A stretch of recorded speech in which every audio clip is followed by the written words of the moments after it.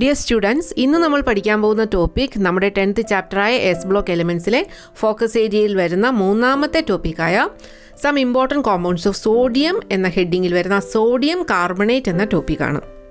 അപ്പോൾ നമുക്ക് സമയം കളയാതെ നേരെ ടോപ്പിക്കിലേക്ക് കിടക്കാം. നമുക്കറിയാം, വാഷിംഗ് സോഡ എന്ന കോമൺ നെയിമിൽ അറിയപ്പെടുന്ന കെമിക്കലാണ് സോഡിയം കാർബണേറ്റ്.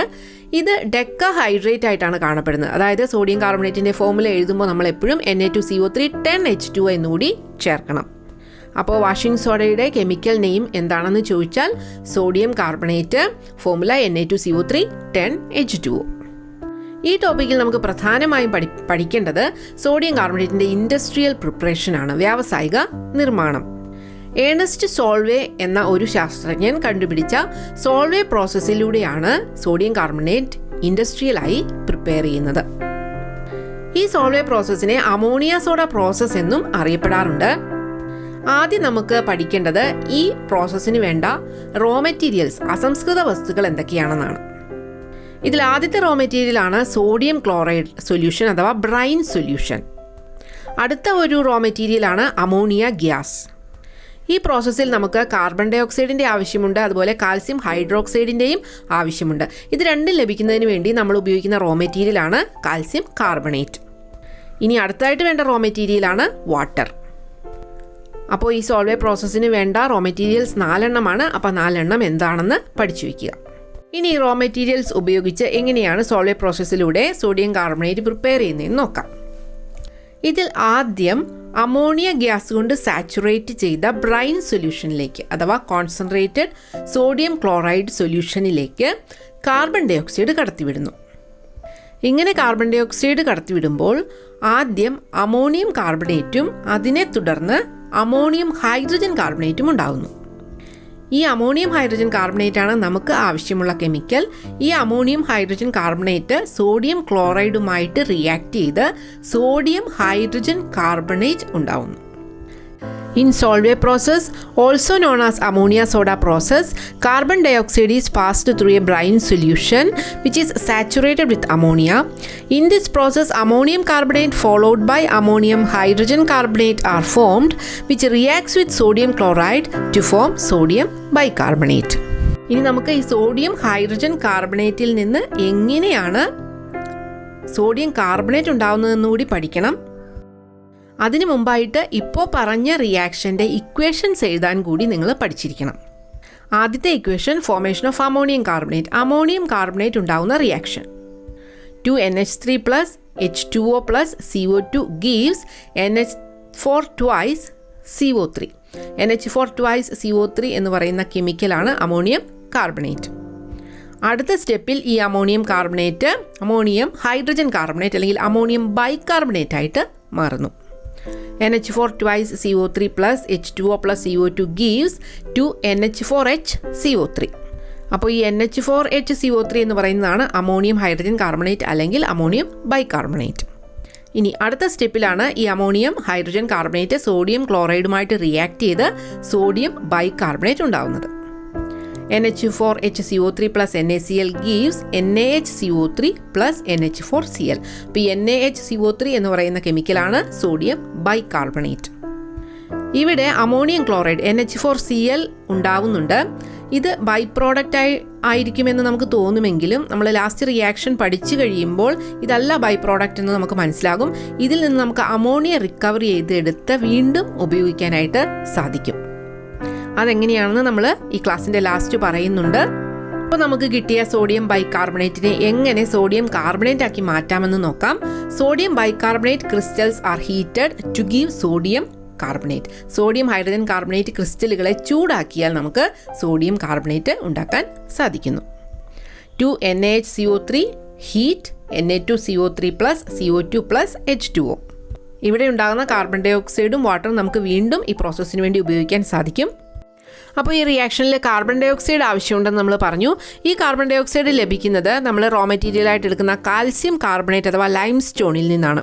ലൈം സ്റ്റോൺ ചൂടാക്കുമ്പോൾ അത് വിഘടിച്ച് കാൽസ്യം ഓക്സൈഡും കാർബൺ ഡൈ ഓക്സൈഡുമാണ് ഉണ്ടാകുന്നത്. ഈ കാർബൺ ഡൈ ഓക്സൈഡാണ് നമ്മൾ ബ്രൈൻ സൊല്യൂഷനിലൂടെ കടത്തിവിടാനായിട്ട് ഉപയോഗിക്കുന്നത്. ഇവിടെ കൂടെ ഉണ്ടാകുന്ന കാൽസ്യം ഓക്സൈഡ് വാട്ടറുമായിട്ട് റിയാക്ട് ചെയ്ത് കാൽസ്യം ഹൈഡ്രോക്സൈഡ് എന്ന ഒരു പദാർത്ഥം ഉണ്ടാകുന്നു.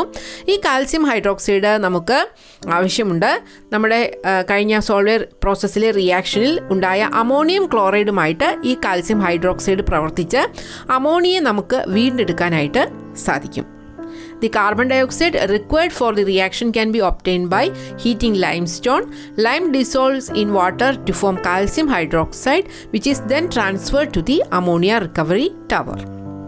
നമ്മുടെ സോൾവേ പ്രോസസ്സിലുണ്ടായ അമോണിയം ക്ലോറൈഡ് ഈ കാൽസ്യം ഹൈഡ്രോക്സൈഡുമായി റിയാക്ട് ചെയ്യുകയും അമോണിയ ഉണ്ടാവുകയും ചെയ്യുന്നു. ഈ അമോണിയ നമുക്ക് വീണ്ടും സോൾവേ പ്രോസസ്സിന് വേണ്ടി ഉപയോഗിക്കാൻ സാധിക്കുകയും ചെയ്യുന്നു. അപ്പോൾ അതിൻ്റെ ഇക്വേഷൻ നോക്കുക. Ammonium chloride plus calcium hydroxide gives 2NH3 plus calcium chloride plus water. അപ്പോൾ ഇവിടെ അമോണിയയും വാട്ടറും ഉണ്ടാകുന്നുണ്ട്. അത് നമുക്ക് വീണ്ടും സോൾവേ പ്രോസസ്സിന് വേണ്ടി ഉപയോഗിക്കാൻ സാധിക്കും.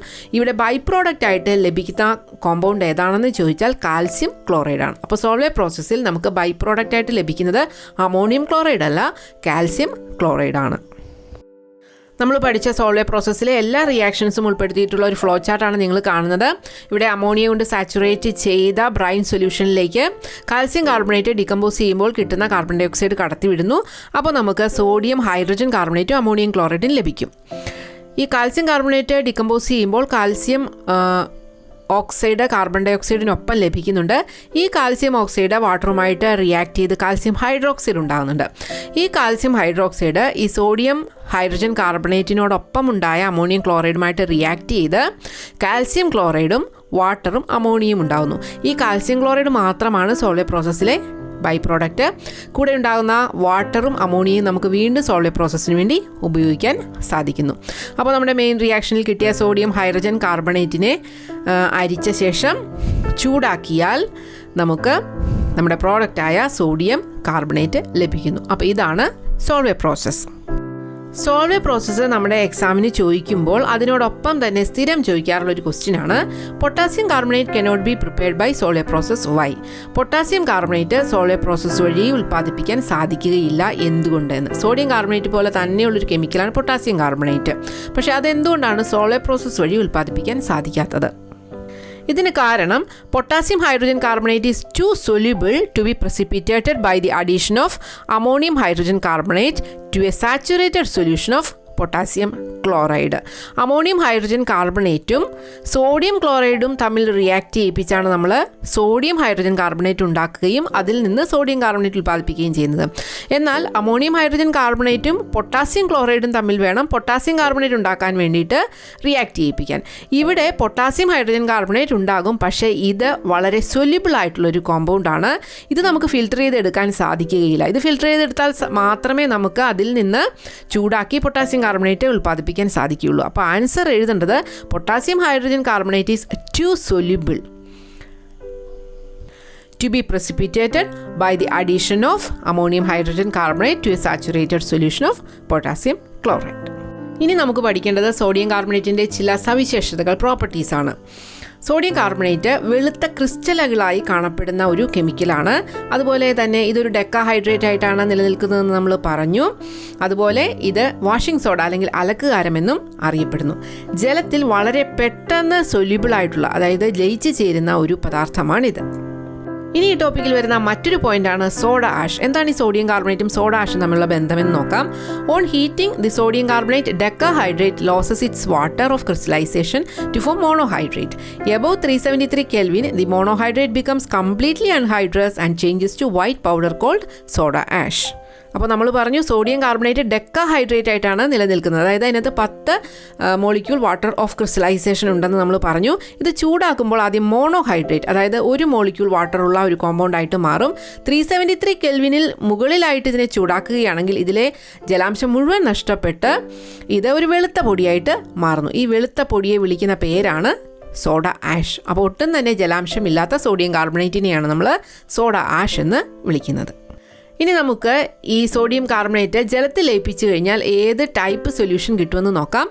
ഈ സോഡിയം കാർബണേറ്റിലെ കാർബണേറ്റ് പാർട്ട് ഹൈഡ്രോളൈസ് ചെയ്ത് നമുക്ക് കിട്ടുന്ന സൊല്യൂഷൻ ഒരു ആൽക്കലൈൻ സൊല്യൂഷൻ ആയിരിക്കും. അപ്പോൾ അതിൻ്റെ ഇക്വേഷനാണ് അവിടെ തന്നിരിക്കുന്നത്. CO3 2- plus H2O gives HCO3- plus OH-. ഇനി ഈ ടോപ്പിക്കിൽ ലാസ്റ്റ് നമുക്ക് പഠിക്കേണ്ടത് ഉപയോഗങ്ങളാണ് സോഡിയം കാർബണേറ്റിൻ്റെ യൂസസ്. അപ്പോൾ ഫസ്റ്റ് യൂസായിട്ട് ഇവിടെ കൊടുത്തിരിക്കുന്നത് it is used in water softening, laundering and cleaning. ജലം മൃദുവാക്കുന്നതിനും തുണി അലക്കുന്നതിനും ശുചീകരണത്തിനും സോഡിയം കാർബണേറ്റ് ഉപയോഗിക്കാറുണ്ട്. It is used in the manufacture of glass, soap, borax and caustic soda. Glass, soap, borax, caustic soda ഇവ വ്യാവസായികമായി ഉൽപ്പാദിപ്പിക്കുന്നതിന് നമുക്ക് സോഡിയം കാർബണേറ്റ് ഉപയോഗിക്കാം. അതുപോലെ തന്നെ sodium carbonate is used in paper, paint and textile industries. Paper, paint, തുണി എന്നീ വ്യവസായങ്ങളിൽ സോഡിയം കാർബണേറ്റ് ഉപയോഗിക്കാറുണ്ട്. അതുപോലെ it is an important laboratory reagent both in qualitative and quantitative analysis. Quantitative അനാലിസിസിലും ക്വാളിറ്റേറ്റീവ് അനാലിസിസിലും റിയേജൻ്റ് ആയിട്ടും സോഡിയം കാർബണേറ്റ് ഉപയോഗിക്കാറുണ്ട്. അപ്പോൾ ഇത്രയൊക്കെയാണ് നമുക്ക് സോഡിയം കാർബണേറ്റിനെ കുറിച്ച് പഠിക്കാനുള്ളത്. അടുത്തതായിട്ട് നമുക്ക് പഠിക്കേണ്ട സോഡിയം കോമ്പൗണ്ട് സോഡിയം ബൈകാർബണേറ്റ് ആണ്. അപ്പോൾ അടുത്ത വീഡിയോയുമായിട്ട് അടുത്ത ക്ലാസ്സിൽ കാണാം.